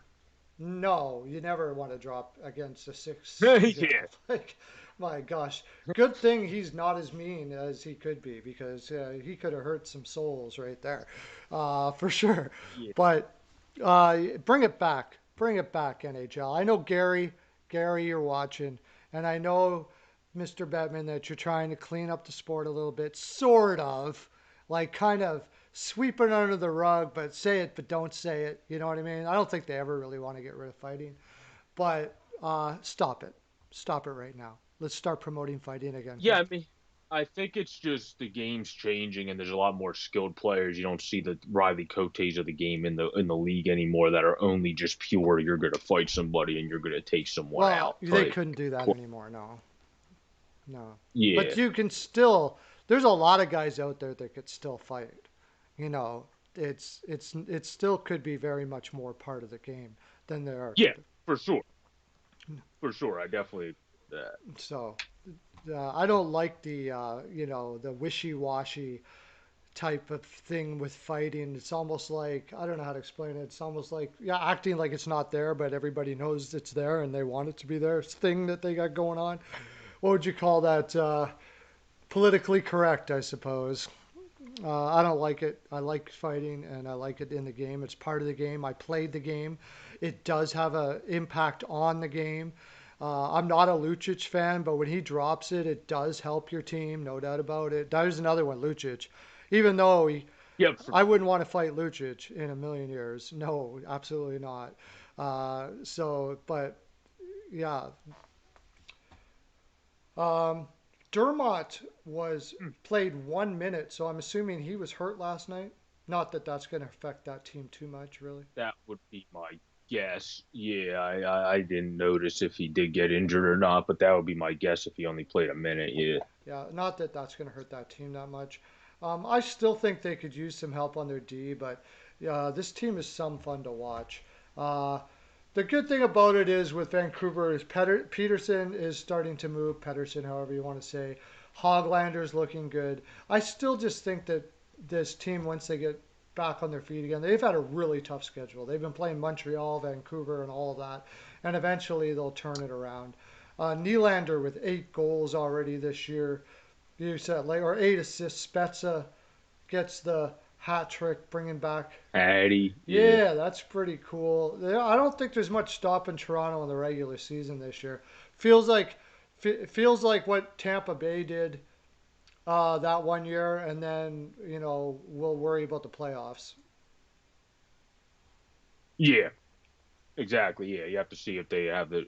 They did add the tough factor though, so they might be able to be. They already have more of that tough factor than Columbus did, or not Columbus. Than Tampa did their first year that they hopped in and had to face Columbus, and then bounced back the next year, and were obviously added that grit and were able to win. So it'll be interesting to see what the Maple Leafs are able to do. Okay, we'll go to the Chicago Blackhawks, which you called yesterday, by the way. Yeah, this game was odd. They went up. It started really good in the first period. The where the Blackhawks after Ahu scored, it started good. Let me put it that way, because then they went up 3-1. Kubalik scored. Shaw scored, and then I'm trying to remember who the other goal was. I think Janmark, who's doing really well Yep. for the Blackhawks. He has 4 goals already since coming from Dallas himself. So he's a guy that's looking really good there as well. Andrew Shaw, it's always great to see him do well in Chicago in his return. Everybody loves him in that city. So it's nice to see him have success there. He's always been a fan favorite since the Cup days, and now he's back there.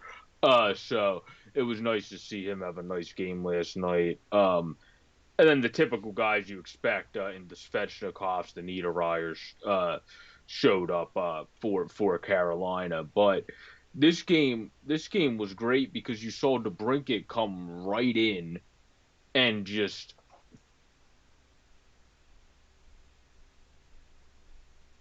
games. He already has 4 goals and is just playing amazing. You saw Kaner have to box out a much bigger player to be able to get that ugly goal that the one defenseman kicked into his own net by accident after Kane one-handed it on him there, and then on him there, and then they were able to get it in on the kick in on Reimer. So that was a very ugly goal, but and this was another good game. They didn't protect him as well as I would have liked to see, but Lankinen stepped up and made some big saves again, especially that save in front that he made. I think it was the end of the second that he flipped his glove up and made the save. I think that might have been on Niederreiter in front of the net when he made that glove save.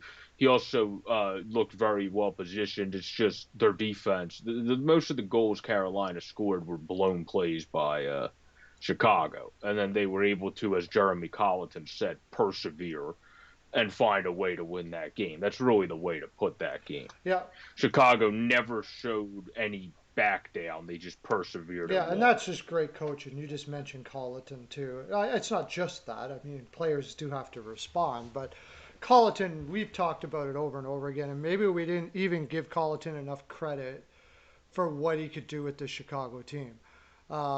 He is probably the maybe the best young coach out there. That like he's going to be, if he can keep on going, like he's got the potential to be like a Hall of Fame type coach. He is an unbelievable coach, and he's doing great things with that team right now, uh, for sure.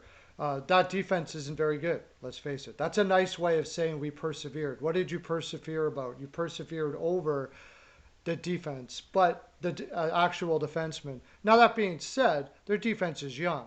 They're going to be good. Baudouin looks pretty good.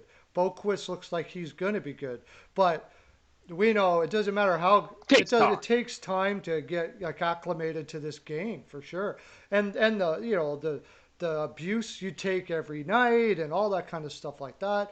No, there it takes a while for your body to get used to that, and your mind to get used to being on that with the speed of the game and all that stuff like that. But their pushback has been fantastic. Yeah, it has. They've been battling. Lankinen's been good. Subban looked good in his last game, so if he's able to show that in the next game, that would be huge for the Blackhawks. But they played a good game. They kept battling. I loved watching DeBrincat do. He's one of the more when he's at his best. He's one of the most fun, little scrappy guy himself there in DeBrincat. That's able to get things done. Speaking of the short, scrappy guys in the league, Alex is definitely one of those. Um, and then you got to see Kane do his thing. He was always fun to watch night in, night out. He's been really picking up the torch for the fact that you got guys like Tays out of the lineup. You got the what's his name's who's the other guy that's out of the lineup for Chicago? Uh, Tays and Seabrook. Oh, I should know it off the top of my head. Who the Nylander, which is Yeah, a young guy yeah. that not a very good time for that to happen to him. He's trying to find his way in the NHL and has kind of struggled a little bit. And an injury can really cause serious problems to whether you're going to be able to make it or not. Got the talent, but just a poorly timed injury for sure. Because he had an opportunity. This was a time when he really had an opportunity to show that he's going to be a player. Kirby Doc, how could we forget about Kirby Doc? No, that's yeah, it's Kirby And Doc. Adam Yeah. Boquist is injured right now, actually, as well. I didn't even know that. Who did they have on their defense? They had Keith, Murphy, Zadorov, DeHaan, Mitchell, and Bowden. Nothing to write home about. Yeah. And then Lankinen, like we've mentioned over and over again, has played very well. I will like to mention that Gardner has been playing better, but last night was not one of his better games. No, he's been better overall, but yeah, he definitely did not show up last night for the Carolina Hurricanes. But like I said, they played a very close game. That's why I thought Chicago was going to win this game because they played it tight game one. They really battled with Carolina. They ended up losing in in extra time there. So I think it's more this team's just going to scrap. It seems with most teams this year, or they actually lost in a shootout in that game. But this team is just going to scrap with most teams in the league and really fight to the bitter end, and that's a good thing to see in a rebuilding team. Yeah, for sure. And Kane's taken the torch, as you said, even on the ice. Like you can tell, he's even more vocal. He's more vocal than I've ever seen him. He's really kind of fed off of Taves' energy and taken the torch to say, okay, I'm gonna become a leader. I'm gonna become the leader here. It's been it's been really cool to watch. Actually, Kane's career has been pretty sketchy sometimes and stuff like that. But he looks like he's just really becoming a leader, and adding that to the greatness of his skill, which is fantastic. The one thing I do like seeing, and I think this might be a testament to Brindamore, is Nino Niederreiter looks like he's getting his career on track. Yeah, he probably went to a good situation for him, like you said. Ron Brindamore pulls the most out of people. He's a great coach. He's a great motivator. So I think he really went to the great situation to be able to find a way to use his speed while showing off his skill at the same time. Where sometimes Niederreiter was one of those guys you'd end up going too fast for his own good. Yeah, Um, where now he seems to be able to control himself enough on the ice and kind of do what he has to do. So I think he's definitely going to have his best season this year for sure. yeah, he wasn't the sharpest knife in the drawer on the ice for a while, but it looks like he's turned his game around.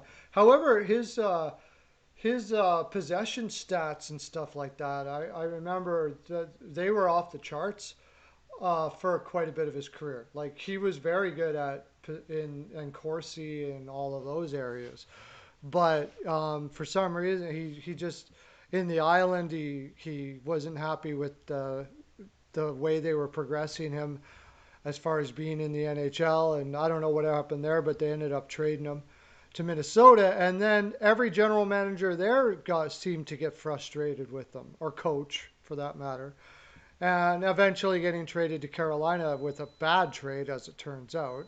I think it's Lang was his name that injured, uh, and in Carolina there was talk about him being moved again, and now this year it looks like I don't know if it's maturity or work of Brindamore or whatever it is.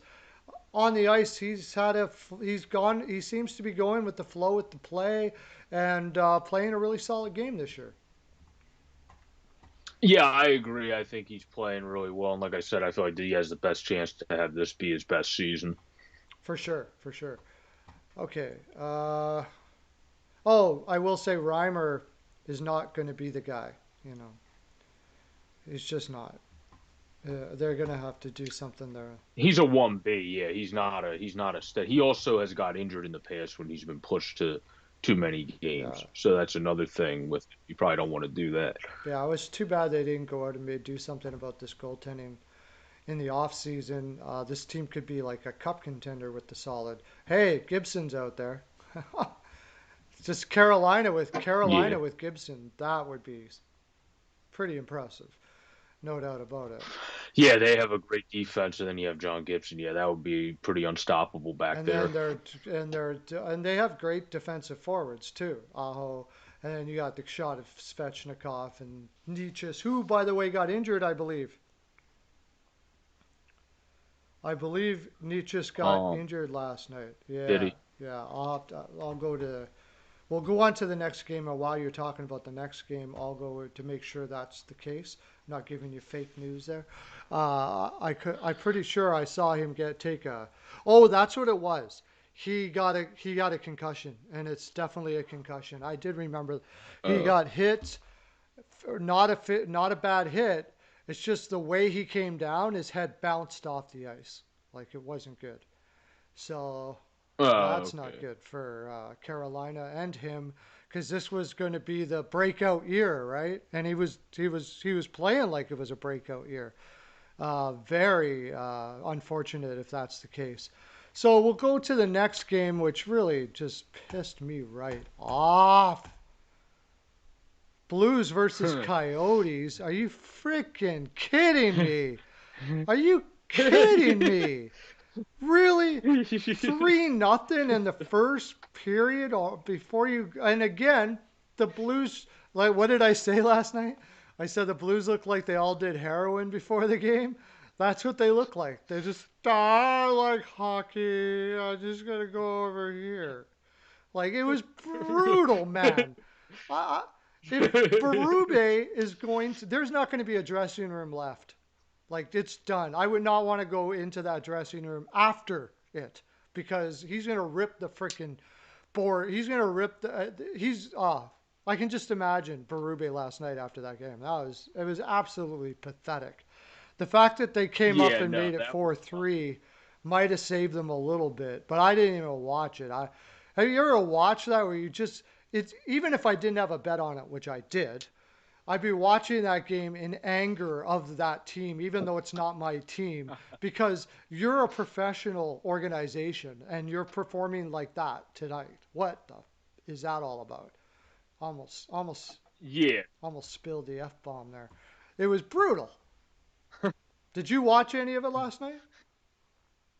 yeah, they came out quick. A guy that everyone loved in Philadelphia was able to crash the net and get a nice goal there to start the Coyotes out early in Tyler Pitlick, and then that just opened the floodgates in the first period, and they were able to pot two more fight in the end. Where usually you see Arizona when they have a lead close it out actually a little bit better than they did yesterday, but the Blues showed some fight in the end, but they were not able to come back from their dreadful start. So Yeah, that's really what spelled that game. You showed some fight in the end, but you had too dreadful of a start to come back from. There's you my should son dropping quickly the test ground. them all for COVID because that's about the only excuse for what I could see of what I saw on the ice last night for in that game. Arizona was just, and Arizona's a hardworking team, right? They got Pitlick out there. They Yeah, got Pitlick out there. Dvorak's also having his best season thus far. Christian Dvorak has looked really solid thus Yep. far. He has 9 points thus far in only 9 games, or 11 points now actually after the last night in 10 games played. So he's above the points per game thus far now. That was a tough one for Nietzsche. CL said, yeah, absolutely. Yeah, for sure. Um, He never won a. yeah, Dvorak. I mean, I've always liked him. I still thought, like I've maintained the last 2 years that that contract they give them that was going to pay off, and it is paying off.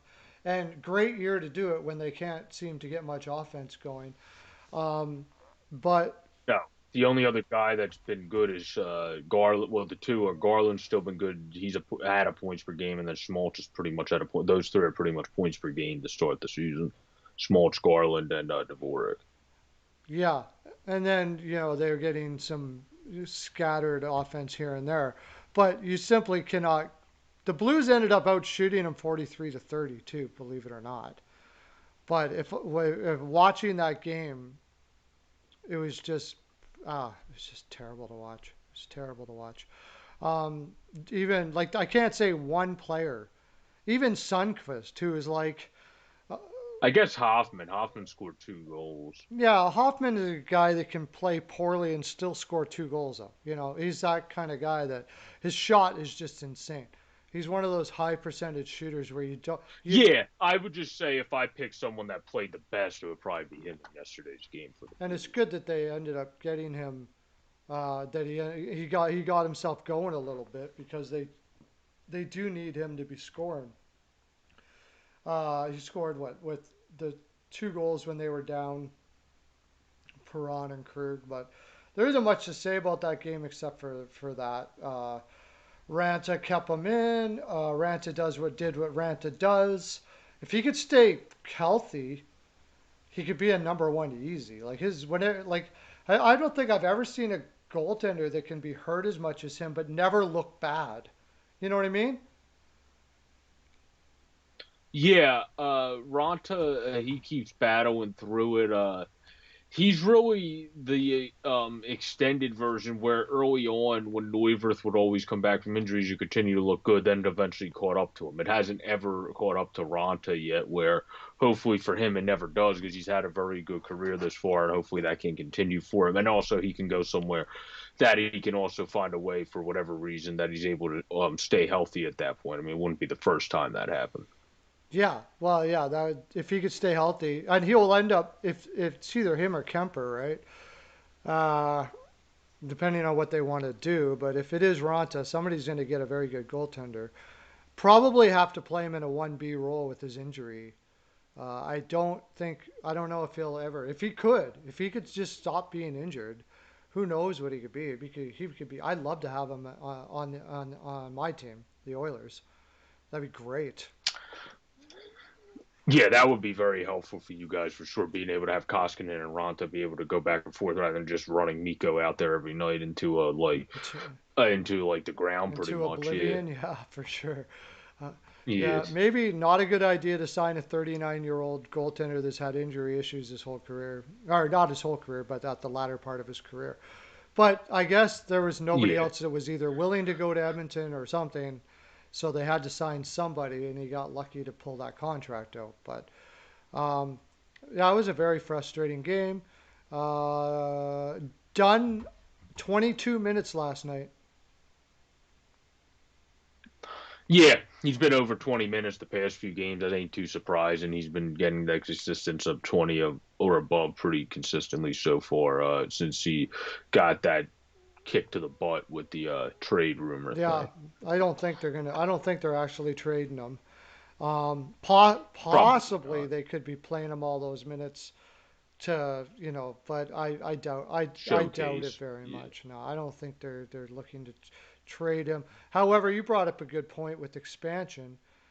You got to Falk, Pareko, and Krug all have NMCs, don't they?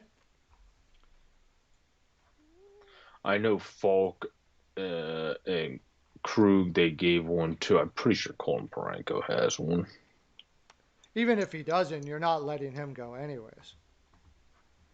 No, yeah, even if he doesn't, you're not gonna. Yeah, exactly. You're not gonna let him go regardless. Look, Colin Paranko does not. He's the one that doesn't. Falk does, and Krug does. Paranko but Falk doesn't. But like you said, you're not gonna let Falk him only go has a anyway. no trade clause, not a no movement clause. So you could let him go. You could let him go out there, but Oh, right. Yeah, he has that. he can play the right side. That's the thing. And Dunn is not a righty. He's not able to play the right side. So No, it's for sure. Yeah, probably Dunn that's on the way out here and maybe needs to be traded anyways. But I doubt that they're going to do that in season if he's turning it around and playing well. That's something they might do because I believe the expansion draft's going to be. Is the expansion draft going to be before the draft? I guess it will be, will it? It would have to be. if the draft's even this Yeah, year, because the NHL is talking about potentially doing running back-to-back drafts in yeah, that's 2022. right. So we also have to see how that comes to Yeah, we could fruition. talk about that a little bit. That'll be very weird. But it makes sense because how are you supposed to have a draft when you haven't seen anybody play except for the college kids? Like, Yeah, it's going to be tough. You would literally have to go off of everyone's word, and that's about it. yeah, Of people seen them in the past, you'd have to reach out to them and just trust yeah, them. and now you're not making a projection from 18-year-olds, you're making a projection from 17-year-olds, which is like pretty much just throwing darts at a board, really, especially for this draft coming up because it's a pretty competitive draft. There's no real Yeah, clear number one overall. Power seems to be winning right now. Uh, the expansion draft is 7/21/21. Avatar said 7/21, so. July 20. July 21. So Yeah. it would be before the draft. And it would make sense that it would be before the draft. Yeah. So, and is it before free agency? So they may have to trade him in season. Yeah, I'm pretty sure it would be because that wouldn't make sense if they started free agency before the expansion draft because that would just complicate too Well, many things, I would think. Seattle gets an opportunity early, or an early. They can choose free agents earlier. Unless if they sign, yeah, Yeah. yeah, that's So true. they can choose whoever is a free agent. They can sign free agents before everybody else. And if they sign a free agent and their rights are, say, St. Louis's rights or whatever, they can't pick a player from that team. Yeah. No, yeah, that's how they did it. But yeah, I mean, if there's some big guys on the market, I could see Seattle definitely spending their funds to go out and try to be competitive ish in their first season or competitive. I don't think they're going to make the cup, but they could be competitive in their first season. Yeah, yeah, they could. It's going to be interesting to see which way they go in Seattle. Hiring Ron Francis indicates to me that they're going to be pretty cautious. That they're not going to be doing what Vegas did, that they're going to be picking guys that have upside, younger players, and really building this team. Not likely going to be two contenders early. Francis is that kind of guy. It's the way he built Carolina. He doesn't get enough credit for how he built that Carolina team. A lot of those players were his, right? Yeah, he's a big reason why they got that, and maybe he'll be able to bring that same key success to Seattle. That's gonna be very interesting to see how Francis does in there. They haven't signed a coach at all yet, have they? No, I would have known that. I don't think so, no. Yeah. And then Botterill might get hired by Pittsburgh, so if he goes, they would have to sign a new assistant GM. Oh, yeah, that's right, Botterill. I don't. Yeah, I don't think the Botterill is going to be the choice there. I think it's Hextall all day. Yeah, but I'm saying if he does, that's also another position you're gonna Yeah, have to for fill. sure. I think Botterill would make a mistake doing that. That's a great place to start your. You've got about a good 5 year window where you're probably not going to get fired. I wouldn't be leaving that organization. Uh, I think for coach, my my lean is Bruce Boudreau.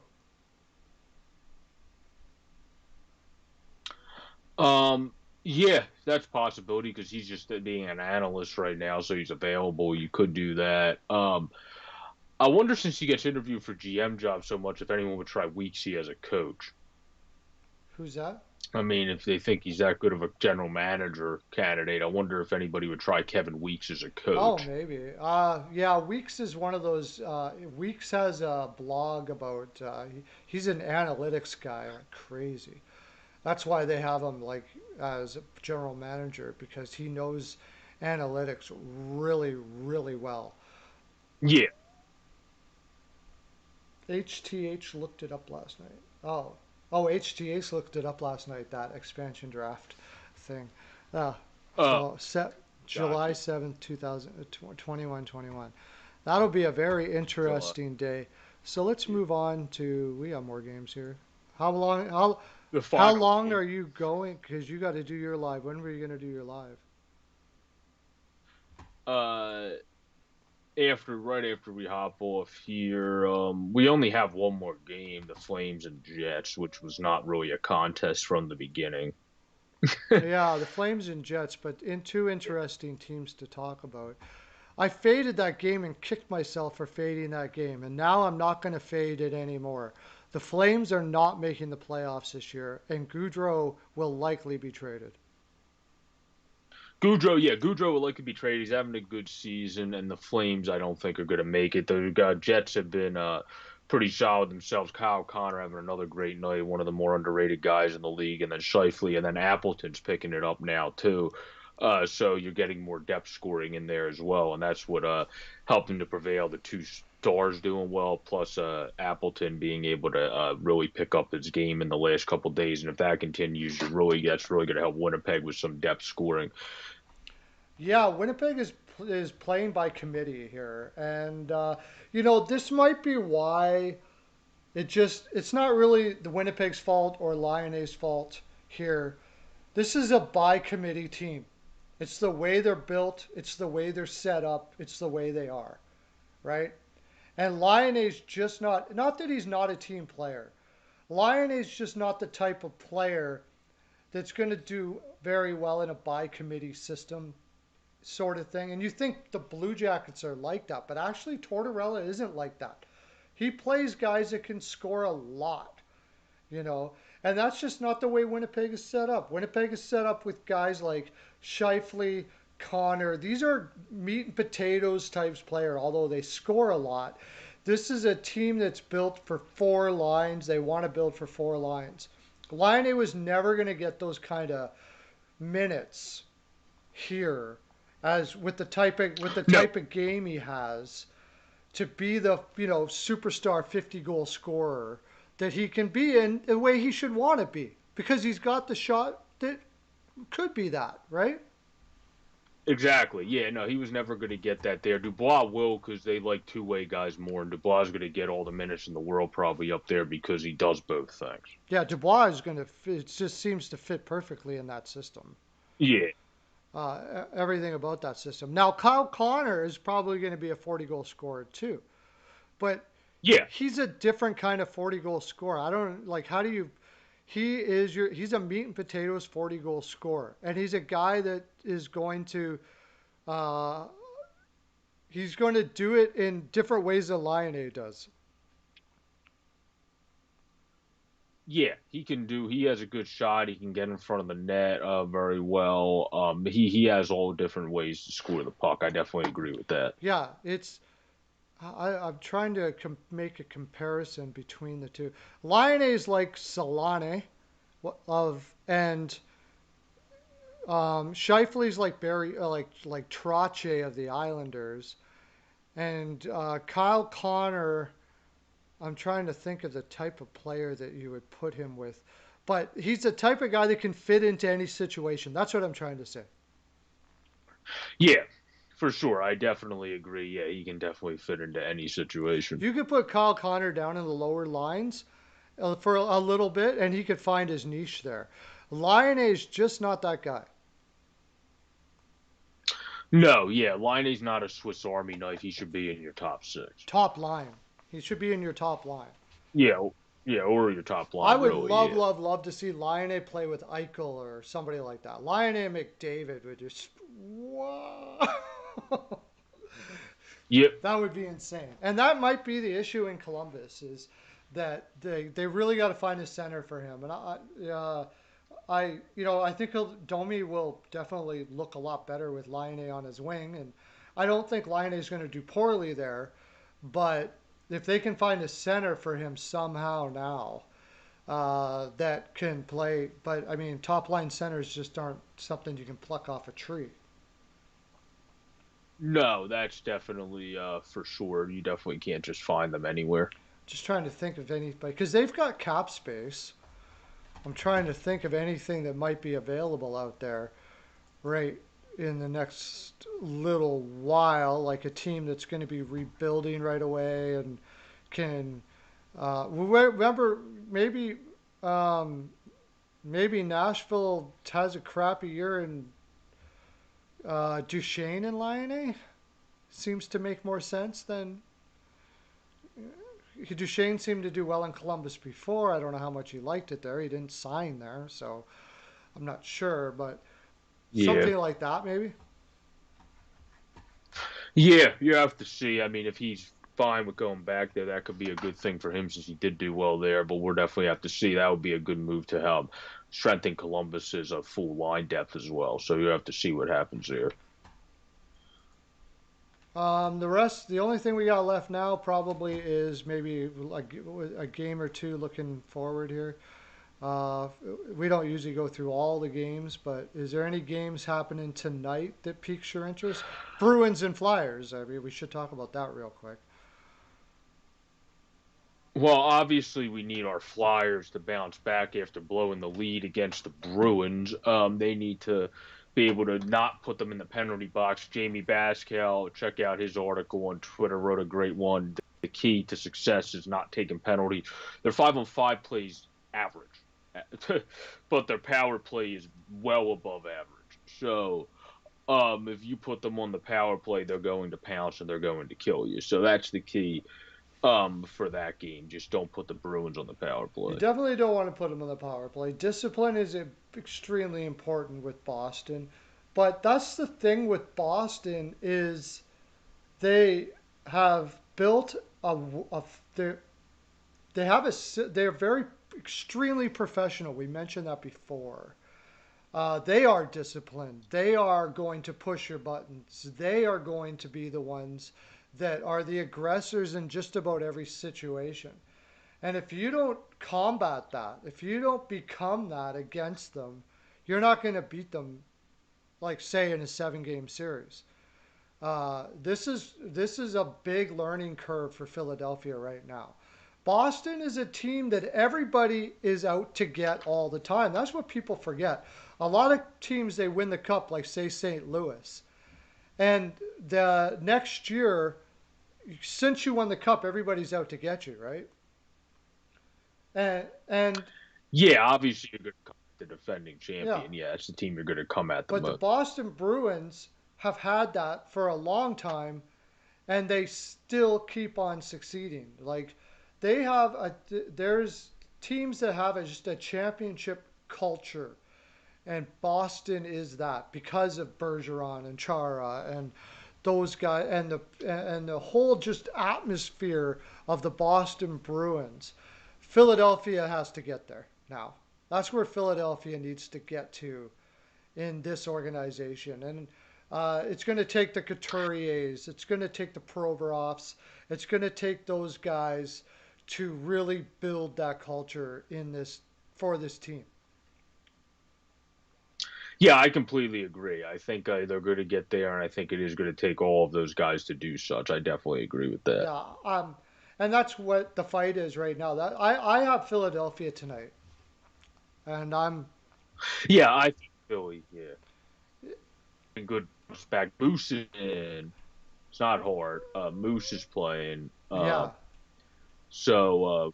But I think Moose has been great this year, and I think he's going to be great again and step up and get us this win. Yeah, Elliott, when AV does this and he plays Elliott against tough competition because Boston's going back to Rask here again. And Yeah, AV does this often. Big teams come up and they're like, I'm tossed. I have putting full confidence in Moose, which is part of the reason why I think Moose is doing so well here.